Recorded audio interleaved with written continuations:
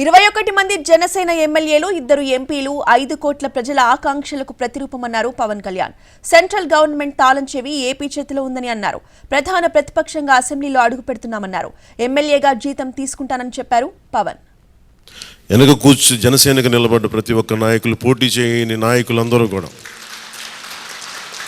రక్తం ధారబోసిన జన సైనికులు, అసలు అలుపెరకు ఇంట్లో నుంచి బయటికి రాని వీర మహిళలు, అసలు మామూలు ఇంట్లో నుంచి బయటికి రా, అలాంటి వాళ్ళు బయటకు వచ్చి మరి తిరిగారు మనకి. సో వారందరూ ఆశయాలు మీరు ముందుకు తీసుకెళ్తారు. మన పార్టీ నాయకులు, జన సైనికులు, వీర మహిళలు మన మద్దతుదారులు కాకుండా 5 కోట్ల మంది ప్రజల ఆకాంక్షల్ని మీరు అసెంబ్లీలోకి తీసుకెళ్తాను. నేను కూడా భాగస్వామ్యం అయినందుకు మనస్ఫూర్తిగా నేను ధన్యవాదాలు తెలియజేస్తాను. 5 కోట్ల మంది ప్రజలకు సంబంధించిన భవిష్యత్తు.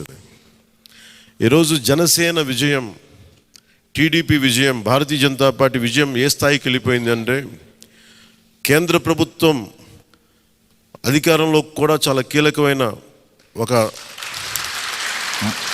అందరూ అనుకున్నప్పుడు ఏమనుకున్నారు, భారతదేశంకి కీలకమైపోయింది ఆంధ్రప్రదేశ్ ఎన్నికలు. ఎన్డీఏకి ఊతం ఇచ్చింది.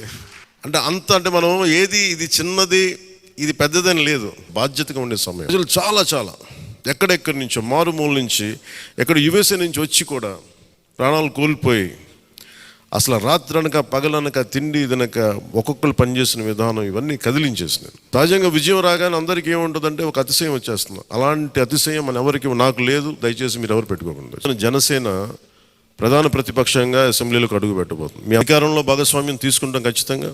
అది రెండింటి మధ్య ఎలాగనేది ఆ టెక్నికల్ ఆస్పెక్ట్స్ ఎలాగో చూడాలి. నేను కూడా చెప్తున్నాను, రూపాయి తీసుకుని సంపూర్ణ జీతం తీసుకుంటాను ఎమ్మెల్యేకి.